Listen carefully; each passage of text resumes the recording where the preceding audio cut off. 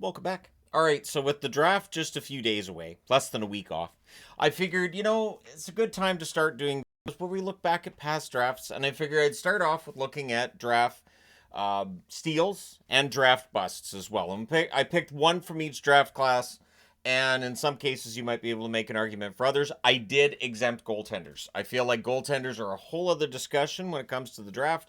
Maybe that'll be a video tomorrow on where goaltenders are drafted, generally, which goaltenders have been really good, drafted high and lower down, and whether or not there's any correlation between goaltenders being drafted earlier or being better than the goaltenders drafted later. My guess is probably not, because goaltenders, there's more guesswork involved, and they're usually further out from actually making their debut in the NHL, but that's a discussion for tomorrow. For today, I've got booms or steals in the draft, and players we could argue are maybe busts from the draft. I don't like talking negatively about players, but we'll come over here and I'll get through that. But we'll start with the draft steals, and the earliest draft, or most recent draft, I should say, I wanted to go with. The earliest would be 2006, and I did the cutoff in 06 because that's the year after the lockout. That's the first year of the salary cap. So 2022 is the most recent draft where I feel like we can talk about steals of the draft and whatnot. 2023 is still too recent for me. But drafted 62nd overall in 2022, Lane Hutson. Montreal, an absolute steal there. Lane Hutson, ridiculous season, ends up winning the Calder Trophy. I don't think anybody's going to disagree with me on that one necessarily. So yeah, Lane Hutson, definitely the steal, I think, from 2022. And one of the reasons I wanted to point some of these out too is we're going to be talking a lot about first round draft picks, but very often a GM shows their worth with second, third, and beyond in terms of those draft picks and whether or not they get steals in those rounds. Now, in 2021, it is a first round draft pick, but a late first round draft pick. Wyatt Johnston, drafted by Dallas, 23rd overall. A lot of teams didn't see him, and teams just weren't aware of how good Johnston was going to be. So if we redid that draft now, Johnston goes much higher than 23rd. Dallas, pretty good in terms of where they are on this board. There is one in the bust category. There's more than one in the boom category or steal category, so not too bad. 2020, I picked Brock Faber, who was drafted 45th overall by Minnesota. You can make the argument for various players, but Brock Faber has been a very good player for the Minnesota Wild. Not as good this year as last year, but he's a defenseman. That happens. I think he'll be fine in year 3.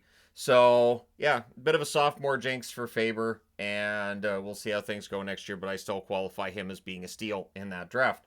2019, drafted 91st overall, Alexi Protas, who this year emerged as potentially being the best power forward in the National Hockey League. And I'm saying potentially because if you get into best power forwards, you're getting into a whole argument with people. But Protas had a great year and has rewarded Washington for that extension they gave him and shown that he is worthy of their faith in him. And yeah, I like Protas' game a lot. And so we'll see how things go for Protas this coming season. I do see him as being the biggest steal from the 2019 draft. 2018, drafting 49th overall, Columbus is on the board with Kirill Marchenko. Marchenko's been ridiculous for Columbus, and I think Marchenko's transition to the National Hockey League pretty seamless, which might be part of the reason why I keep thinking he's older than he is. Marchenko should be a huge part of the Columbus Blue Jackets for a long time to come, and a pretty solid second-round pick there by Columbus. 2017, Dallas is on the board again. It is Jason Robertson, who was drafted 39th overall that season. Robertson's a 40-goal scorer, may very well end up being on the move this offseason due to Dallas's cap issues, but Robertson, I think, is going to be a 40-goal scorer going forward, no matter where he's playing. Very talented forward and excellent drafting by Jim Nill in 2017. 2016, drafting 162nd overall, Jesper Bratt. So one of the later draft picks on this board when it comes to the steals side of things. Jesper Bratt's been excellent, and he seems to get better every year for New Jersey. And so I think that New Jersey did a very good job in picking up Bratt in that late in the draft. And one of the reasons I wanted to do this was it doesn't feel like we get as many steals like this now as we used to. It's something I do need to do a video on as well. So maybe this week I'll do a video on that. But it does feel like there's more scouting being done in more locations. There's more online reports about strengths and weaknesses of players. Steals at that late in the draft should be a lot less likely. 2015, drafted 135th overall, Kirill Kaprizov by the Minnesota Wild. So Minnesota on the board twice when it comes to steals, and Kaprizov has absolutely been that. He has been fantastic for Minnesota. He is their franchise player, and when you get your franchise player at 135th in the draft, you're doing something right. So Kaprizov, an excellent example of why taking Russian players can work. 2014, drafting 79th, and the reason I'm wearing a Tampa jersey is Tampa's very good at drafting later in drafts. Braden Point, drafted 79th overall that year, showing that. 40 to 50 goal scorer, and makes it look easy out there. One of my favorite members of the Tampa Bay Lightning for sure. Braden Point has really built up quite the reputation, and he's one of those players too. I don't see anybody complaining on other teams, other fan bases complaining about Point, anything like that. And in this day and age, that seems to be getting more and more rare. But Braden Point, always an honest effort, and I think he was quite the steal in the draft for Tampa. 2013, drafting 77th overall, Jake Gensel goes to Pittsburgh. So this was where I think UC Saros was drafted that year, and I debated, and I thought, well, if I put Saros on the board, I'm going to have to put a bunch of goaltenders. Goaltenders need their own video. Thus, not Saros, but going with Jake Gensel. Gensel's been quite the goal scorer in Pittsburgh. Now he's in Tampa, and he's been quite a goal scorer for the Lightning as well. Pretty good contract, pretty good signing by the Tampa Bay Lightning. Smart move made picking up Gensel, and I think he'll continue to be the steal from that draft. The 2012 draft gets a lot of hate. I understand it, like a lot of ridicule as well. But drafting 130th that year, the Winnipeg Jets get Connor Hellebuyck. So Hellebuyck, I understand people complain about his playoff play, and I'm not going to stand here and say he hasn't had his struggles in the playoffs, because he has. But Hellebuyck still, Vezina winner, yep. Hart winner, yep. So Hellebuyck a bit of a steal at 130th. And the one break I made of my rule about not putting goaltenders on the board, it had to be Hellebuyck. So I do apologize, because I know that means that I'm kind of tweaking the rule a little bit, but I was like, it has to be Hellebuyck. We have to discuss Hellebuyck just a little bit. And the 2012 draft, I mean, there's not a lot in the way of steals, so I went with Hellebuyck. Don't worry, I will make it up to all of the goaltender enthusiasts when I do a video strictly on goaltenders. 2011, Tampa Bay's on the board again. Number 58, Nikita Kucherov. The funny thing is, EA Sports, I think, knew about Kucherov before the NHL did. I had NHL, I want to say NHL, the 2012 edition or 2013 edition, and every time I started a new file on the game, Nikita Kucherov became like a 93, and he's one of the top scorers, and I'm thinking, really? Kucherov's going to be one of the best players in the game? It was multiple files. There's some randomness to how players develop at times in EA Sports games, but they must have known something, because, yeah, he's been one of the best players in the game for a long time now. So Nikita Kucherov, the pick from 2011. 2010, drafting 178th overall, it is Mark Stone for the Ottawa Senators. And Mark Stone had a very good career with Ottawa. Then he goes to Vegas, gets a lot more attention in Vegas than he got in Ottawa, and people become aware he's one of the best two-way forwards in the game. His game's been hampered by his back issues over the last couple of seasons, but he is still, when he's on his game, one of the best two-way forwards in the National Hockey League. In 2009, drafting 102nd overall, Nashville gets Mattias Ekholm. Nashville's very good when it comes to picking up defensemen, and Ekholm is no exception to this rule. He has been one of my favorite defensemen for a long time. At one point, I ranked him in the top 10 in defensemen in the league, I felt at the time. And while I wouldn't put him in the top 10 now, look for that list later on in the summer, but while I wouldn't put him in the top 10, he's still a very good defenseman. 2008, it's another Nashville defenseman. Drafting 38th overall, Nashville picks Roman Josi. So Roman Josi, a Norris winner, yep. And when he's on his game, he's absolutely fantastic. There is always the talk about his contract and how it may age poorly towards the end of it. It might, although the salary cap doing this over the next few years should help. I think Josi still has at least a couple of really good years left before we're going to talk about any kind of decline, but he's going to have to stay in good health too for that to be the case. 2007, drafting 129th overall, Jamie Benn of the Dallas Stars. Jamie Benn, captain of the team, he's been in Dallas ever since then, and it is a steal of a draft pick at 129th. It absolutely has to be on the board. 2006, Boston's on the board. Drafting 71st overall, Boston picks Brad Marchand in the draft. So Marchand turns out to be a pretty good pick. He is now, I think, widely considered to be a Hall of Famer of the future. Remember the first time I mentioned that in a video? Boy, that was not well received. But I think at this point, yeah, we have to acknowledge Marchand very likely to be in the Hall of Fame. He has 2 cup rings now. He's a big part of the Florida Panthers getting there. So, sometimes moving on to a new team and showing what you can do with some new players, I think it's really helped Marchand's case, and eventually he's probably going to hit 1,000 points too. So getting into the bust category, and with 2022, it's tough, isn't it? David Jiricek, drafted 6th overall by Columbus. I picked Jiricek, even though he is in the Minnesota organization and Minnesota's trying to bring him along. He just hasn't become the defenseman that I think he was envisioned to become, and he's not in the Columbus organization either. So at this point, I have Jiricek as the one that seems to be trending in that direction, understanding that 2022 is very recent. 2021, drafted 10th overall, Tyler Boucher. Not a lot of points for him this year in the AHL, and hasn't really, made much of a dent in terms of his pro career when it comes to showing that he should get a call-up. He hasn't played a game yet for the Ottawa Senators. I would think eventually he probably gets at least a few games for the Sens, but we shall see what happens with Boucher. 2020, drafting 7th overall, New Jersey gets Alexander Holtz. And I remember doing a video on Holtz before the draft and all the hype about his goal scoring and his ability to create offense, and we haven't really seen that. I had hoped and crossed my fingers that the move to Vegas would maybe get something going for Holtz offensively. It didn't really happen. So Holtz gets on the board there. 2019, the number 5 pick, Alex Turcotte. Now, Turcotte's one of those interesting ones that it does feel like he has changed his game a bit in order to fit into the LA lineup. He may very well be a regular in their lineup, but I don't think he's ever going to live up to the hype when he was drafted. Now, injuries have played a role for Turcotte in this as well. But yeah, Turcotte at this point would be the one that I'm leaning more towards being the bust from that draft class. Because even though 2019 is 6 years ago now, there are others that may end up being bigger busts than Turcotte, especially if he has carved out a role now with the LA Kings. 2018, drafting 6th, Philip Zadina. Sorry, Detroit fans, you're on the board at 6. Zadina, I will give Zadina credit for this. He did allow his contract to be terminated so he could go somewhere else. He forfeited money that he was owed.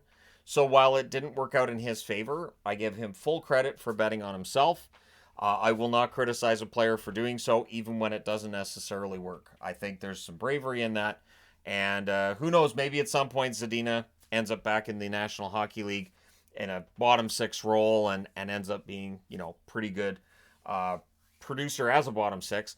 But at this point, yeah, Zadina's the guy I have as the bust for 2018. 2017, I went with Lias Andersson at number 7. Nolan Patrick would be the more prominent. I think this was Patrick's draft year. But Lias Andersson, the talent was there. I don't know why it didn't quite translate at the NHL level. And so he ends up with, I think LA was the last National Hockey League team he played with, because that was when LA was basically collecting Andersons. You had Anderson, Dolan. I think there was another Anderson too. It was a lot. And then trying to get all that on a whiteboard and explain which Anderson got the puck to Anderson and then Anderson Dolan had it. Yeah, that was a nightmare. So I'm glad LA stopped collecting them. They've gotten rid of basically all of them, except Mikey.